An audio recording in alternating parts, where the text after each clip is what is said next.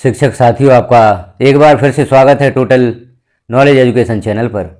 इस वीडियो में हम देखेंगे कक्षा 1 से 8 के छात्रों का परीक्षा परिणाम घोषित हो जाने के बाद छात्रों का क्लास प्रमोशन या कक्षोन्नति आपको करनी होती है। कक्षोन्नति आप किस प्रकार से करेंगे, इससे संबंधित वीडियो पूर्व में चैनल पर पब्लिश किया जा चुका है, उसे आप देख सकते हैं चैनल पर विजिट करके। अब यहाँ पर हम देखते हैं जैसे कक्षा 1 से 8 के छात्रों की कक्षोन्नति आप कर रहे हैं।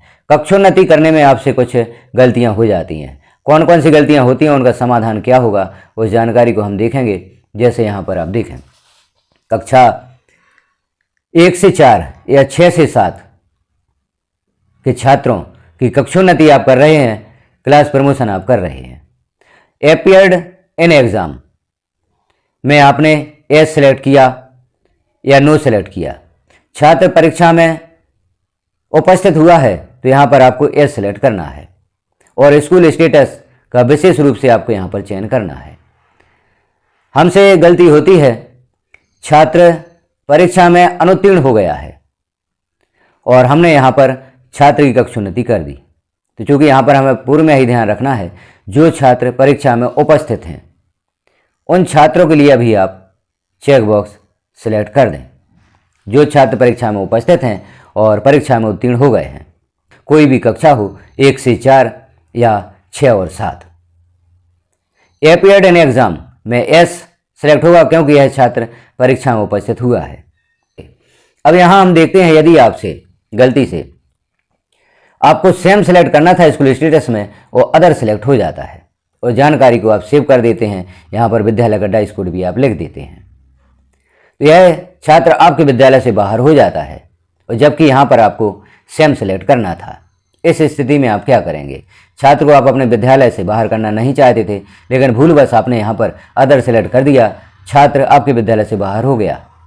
तो आप इस स्थिति में क्या करेंगे? उस छात्र की समग्र आईडी से आप छात्र का एडमिशन पुनः अपने विद्यालय में कर लेंगे। जैसे हम डिटेल स्टूडेंट एडमिशन पर क्लिक करेंगे, जैसे ही आप क्लिक करेंगे यहाँ पर, तो छात्र को प्रवेश देने हेतु यहाँ पर ऑप्शन उपलब्ध होगा। छात्र की समग्र आईडी की सहायता से आप छात्र को अपने विद्यालय में पुनः प्रवेशित कर सकते हैं, जिस कक्षा में आप प्रवेश देना चाहते हैं या जिस कक्षा में छात्र उत्तीर्ण हुआ है। अब यहाँ पर आप छात्र की समग्र आईडी लिखेंगे और सर्च पर क्लिक करेंगे, छात्र की डिटेल शो होगी, कक्षा भी वहाँ प्रदर्शित होगी। आप छात्र को पुनः विद्यालय में प्रवेश दे सकते हैं या मैप कर सकते हैं। अब हम पुनः स्टूडेंट प्रमोशन पेज पर चलते हैं और दूसरी प्रॉब्लम देखते हैं। दूसरी प्रॉब्लम क्या होती है? तो लास्ट अकादमिक ईयर हमने सेलेक्ट किया, कक्षा कोई भी आप यहाँ पर सेलेक्ट कर लें। जैसे अब हम कक्षा 5 यहाँ पर सेलेक्ट करते हैं और सर्च पर क्लिक कर देते हैं, तो कक्षा 5 के छात्रों की सूची यहाँ पर ओपन हो जाती है।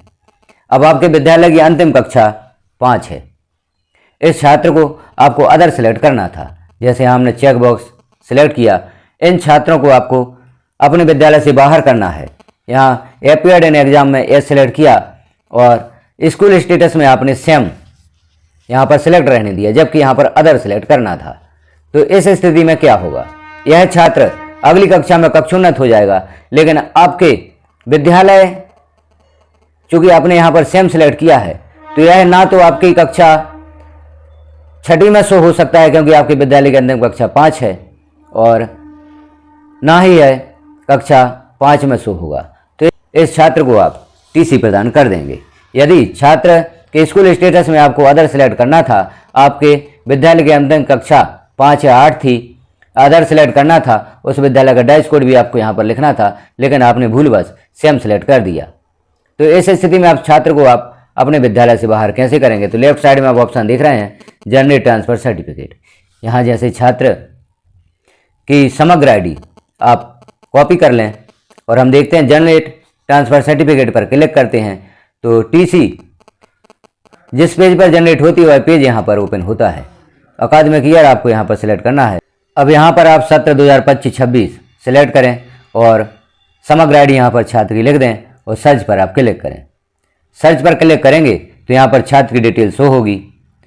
अब जो जानकारी यहाँ पर शो हो रही है उस जानकारी को आप देख लें। बिहेवियर आपको यहाँ पर लिखना है, छात्र का व्यवहार कैसा रहा उसे लिखेंगे, और रीजन टू लीव यहाँ पर छात्र को आप विद्यालय से बाहर क्यों करना चाहते हैं, तो यहाँ पर आप लिख दें एडमिशन टू अदर स्कूल या एडमिशन फॉर अदर स्कूल, यहाँ पर आप रीजन में लिख देंगे, सेव पर क्लिक कर देंगे तो छात्र को टीसी जनरेट हो जाएगी, वह छात्र आपके विद्यालय से बाहर हो जाता है। तो इस प्रकार से हमारे द्वारा जो मिस्टेक होती हैं और उन मिस्टेक को आप किस प्रकार से सुधार सकते हैं, उन गलतियों को आप किस प्रकार से सुधार सकते हैं, यह जानकारी यहाँ पर हमने देखी। परीक्षा फल यहाँ पर फिल करते समय या छात्रों की कक्षोन्नति करते समय आपको कौन कौन सी सावधानियां रखना है, उन्हें हमने यहाँ पर देखा। तो इस प्रकार सावधानियां रखते हुए आप कक्षा 1 से 8 के छात्रों की कक्षोन्नति करेंगे। मुख्य रूप से हमें यहाँ पर ध्यान रखना है, जो छात्र परीक्षा में उत्तीर्ण हो गए हैं उन्हीं छात्रों के लिए पहले सर्वप्रथम आपको कक्षोन्नति करना है। जो छात्र उत्तीर्ण हो गए हैं उनके लिए आप चेक बॉक्स पहले सिलेक्ट करें और उनका कक्षोन्नति संबंधित यहाँ पर कार्य करें। या पीरियड एग्जाम में यह सिलेक्ट पहले से आपको मिलेगा। स्कूल स्टेटस आप अंतिम कक्षा के अनुसार यहाँ पर सिलेक्ट करें और छात्रों की कक्षोन्नति करें। जो छात्रों की कक्षोन्नति हमने यहाँ पर नहीं की है, जिनके लिए चेक बॉक्स सिलेक्ट नहीं किए हैं, वह छात्र इसी सूची में प्रदर्शित होंगे और जब भी आप इनकी कक्षोन्नति करना चाहेंगे आप कर सकते हैं। तो जो भी आपको आपके विभाग से निर्देश प्राप्त होते हैं कि किन छात्रों की कक्षोन्नति आपको कर देना है, किन छात्रों की कक्षोन्नति नहीं करना है, तो शेष छात्रों की कक्षोन्नति आप बाद में कर सकते हैं। तो इन्हीं सावधानी को रखते हुए आप छात्रों की कक्षोन्नति करें। यदि आपसे किसी प्रकार की स्कूल स्टेटस सेलेक्ट करने में मिस्टेक हो जाती है तो समस्या का समाधान भी हमने यहाँ पर देखा। अभी भी आपकी कोई समस्या है तो आप एक कमेंट करें, उसका भी समाधान यहाँ पर देने का प्रयास किया जाएगा। जानकारी आपको प्राप्त होती है तो अन्य साथियों में शेयर भी करें, क्योंकि इस प्रकार की गलतियाँ हमारे कई साथियों द्वारा हो जाती हैं, तो समस्या का समाधान उन्हें भी प्राप्त हो सके। चैनल पर पहली बार हैं तो चैनल को सब्सक्राइब कर लें, बेल आइकन को क्लिक कर ऑल पर प्रेस कर दें ताकि इस प्रकार की महत्वपूर्ण जानकारी आपको नोटिफिकेशन के रूप में प्राप्त हो सके। धन्यवाद।